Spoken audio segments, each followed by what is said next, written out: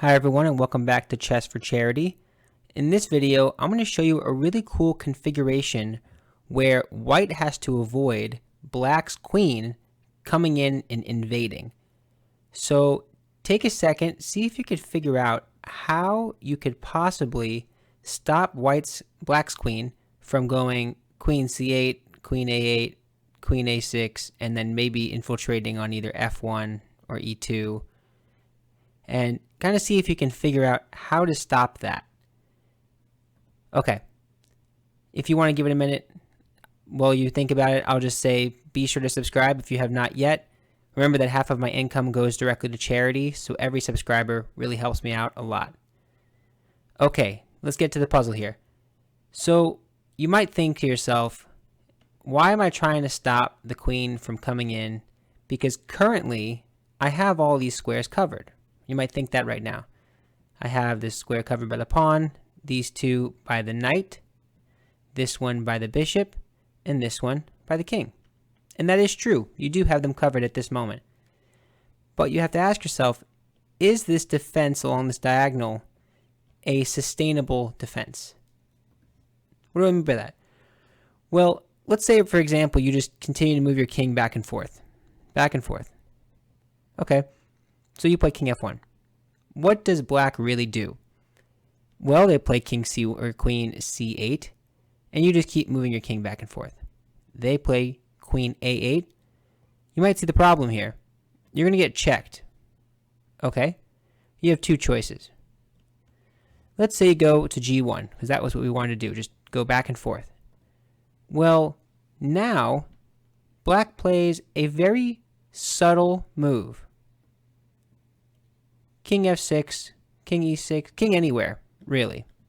Now, what's the point of that? Well, now you can't return back to the square. You are in Zugzwang here. You have to make a move. There's no passing in chess. You can't just not make a move. If you move this knight, then these squares will become vulnerable. If you move this bishop, then this square will be vulnerable. And perhaps the worst move on the board is just if you play king h1, that will lead to checkmate in 1. So you don't want to do that. So, in other words, you can't just sit around and wait. And just a side note, because I think maybe some of you will be interested, after this check and king g1, here's a cool move, queen e2. Ouch. I'm threatening a lot of things. I'm threatening to take. I'm threatening to mate. The taking is not as important as mating. So, if you take this, the point being you can't guard this pawn. You can guard it like this if you want. I just take that and you're going to lose. No stalemates, nothing. Okay, so just a cool side note there. So what is the way forward? How do you stop this infiltration? Well, you might say, okay, maybe I can get my bishop on my diagonal and block it off. Maybe that's what you're thinking. So maybe you say king f1, and they kind of have the same configuration like this. And now, before they get the chance, I'm just going to stand right here. And if they take me, that's okay, because I'm just going to wait. I'm just going to go back and forth between these two. I like the way you're thinking. Doesn't quite work, though. So, queen a6. I'm looking at these squares, all of these squares. I'm looking at them. I'm not threatening to go to these two, because there's a piece on this one and this one I can't get to. But I'm looking at them. So if I keep doing this, it doesn't actually work the way you might think, because let's say I make a move like this. The king has to make a move, and this will lead to what? This will lead to me promoting, you taking, and now you have to guard both of these squares with your king. How are you doing that? Let's just say I move my king. How are you guarding both of these? You can't.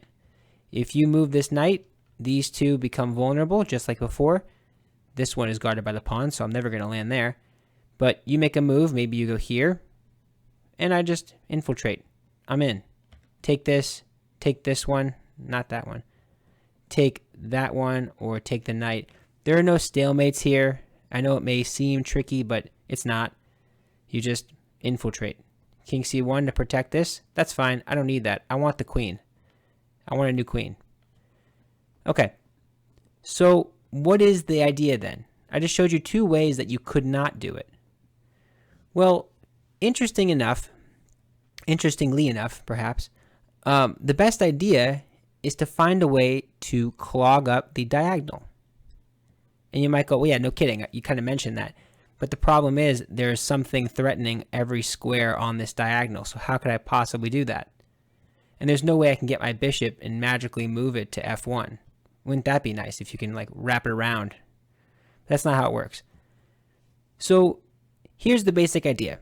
And if you want to stop again, pause for one more second if you want one more chance. If not, I'm going to give away the answer now. Okay, the first move is bishop b3.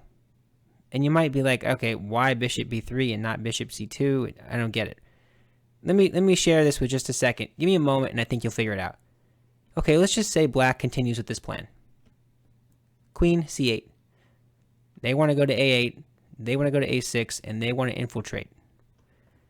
Here's where you have the first pretty cool idea. Knight d1. You might be like, where are you going with the knight? You have just a couple of squares. We need to go to c3. From there, what are you going to do? Well, here's the idea. After queen a8, you have this very nice move. Just in time. Bishop c4. Blocking away this square. And you might look at me and go, Frank, I could just take that. And of course, that's the point. If you take this, let me just make sure I say if you don't. If you don't take this, you're not getting here. So if you do something like this, now I can back up. And now I can really just move my king back and forth. And now there's no threat anymore. So you have to take it. Now's your chance. You take it. What's the point? What's the reason we did this? Well, this knight now has the opportunity to jump into c3. Now, what is that doing? Well, look at what you just created. Now, if the queen goes to a6, the queen can't do anything from here. They can't attack. Well, they are attacking b6, but you could just take them back. They're not threatening anything. They can't infiltrate on this diagonal because this pawn, their own pawn, is blocking them in. And this knight is never going to move. So how would I continue playing? Just move the king. Just move the king back and forth. There's no threat here. If you want to go all the way in the corner like this, maybe your thought is to sacrifice. Not there. Sacrifice here. It doesn't work. There's nothing to do here. Just to show it in case you're curious, if you go queen here with the thought of maybe trying to run these pawns up the board, you'll end up losing. Because after a takes b and c takes b, this is not enough. I have knight takes b5, and these pawns are very weak. I walk my king up the board. This knight's holding this, and I can just march these ones up the board, and we will have a queen. Okay, so in this position, it's dead draw. There's nothing you can do if you're black, and as white, you just sit there and wait. You just make little shapes with your king. You make little rectangles, and you have a good time. But yeah, that is it. Did you find it? It is pretty tricky. I think the trick is realizing that these two pieces can coordinate together. Bishop b3, no matter what the queen does, this nice, very convenient, timely c4 move just to block up the diagonal, and then knights make amazing blockaders, and you can never attack this because we have this nice pawn chain. Connect 5, look at that. So yeah, that is it for the video. Hopefully you enjoyed it. It's a pretty amazing configuration of pieces. Some engines will struggle with this, but nowadays I think they can figure it out. But yeah, that's it for now. Thank you so much. Bye.